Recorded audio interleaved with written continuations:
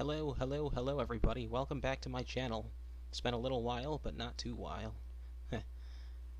Today, I just wanted to talk a little bit about a philosophical or philosophically puzzling concept, and that is the mystic wonders of beauty and what constitutes this beauty.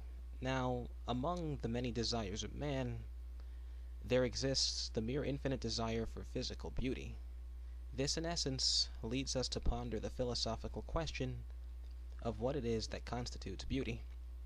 Philosophically speaking, in the broadest of terms, beauty is usually described as a combination of many qualities, ranging from shape, color, size, and or to any other forms which are pleasing to any of the empirical senses, most commonly sight. This arguably turns us to the next question, which I consider to be probably of utmost importance. This question is the question long overdue for philosophical rigor. This question is the question of whether or not beauty is subjective or objective in its very nature. To start, as in any rigorous philosopher would, we do have an understanding that beauty, in order to identify it, requires the use of at least one of the empirical senses at minimum, most commonly sight. If the definition of beauty requires the use of at least one of the empirical senses, then as philosophers we can reasonably and logically deduce that at least some aspects of beauty, by definition alone, must have some objective elements within it. If certain aspects of beauty are in fact objective, then arguably one could reasonably propose that the concept of beauty has some objective truth behind it.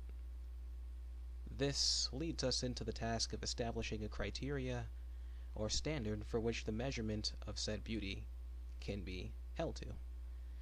Whenever discussing aesthetic concepts such as beauty, it is always of utmost importance to understand and establish the context of said beauty.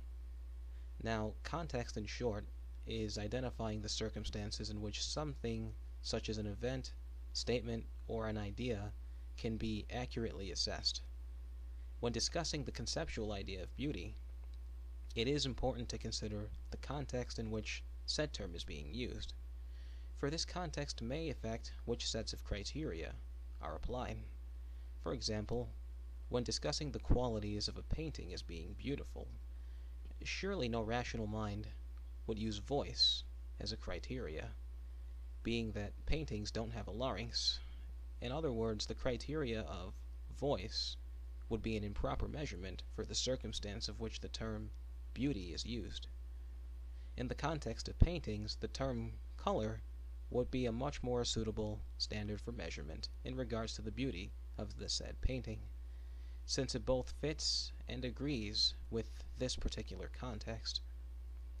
However, if one were attempting to establish the beauty of a human female per se, then the earlier term voice would be much more applicable and suitable as a criteria for the measurement of said beauty, being that it fits within the context of a human female, being that humans have a larynx. All that remains on the opposite end of the discussion is the question of subjectivism with regards to the mystical concepts of beauty. Whenever cross-examining any positive claim, it's always of great importance to consider the source from which that positive claim originates from.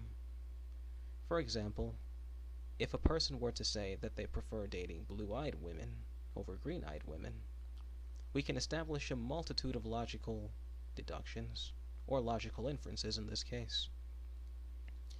If that individual prefers dating blue-eyed women over green-eyed women, then what any rational objectivist could infer is that this individual has a subjective preference, a personal subjective preference, for a particular objective phenotype of blue eyes over green eyes.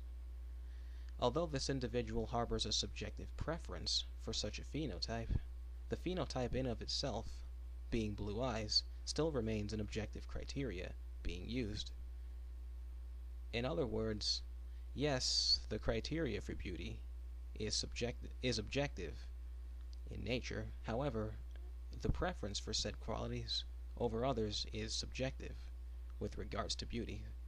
In short, ladies and gentlemen, the all-encompassing truth to beauty, in or under any rational critique, is that beauty, although based off of various sets of objective criteria, is an inherently preferential concept originating in the confines of the human psyche. The conclusion, or should I say the rational conclusion, under a philosophically rigorous lens, is that beauty is all in the eyes of the beholder. And that, ladies and gentlemen, I think is all we need know about the mystical concepts of beauty. Thank you. Well, those are my initial critiques and thoughts on this mystical smoke and mirrors concept of beauty, but let me know what you guys think in the comment sections below. Jot your thoughts down, give some feedback, let me know what you guys think. I do look forward to the discussion if the discussion is to be had. Thank you for your time, and until the next time, enjoy the rest of your day. Cheers.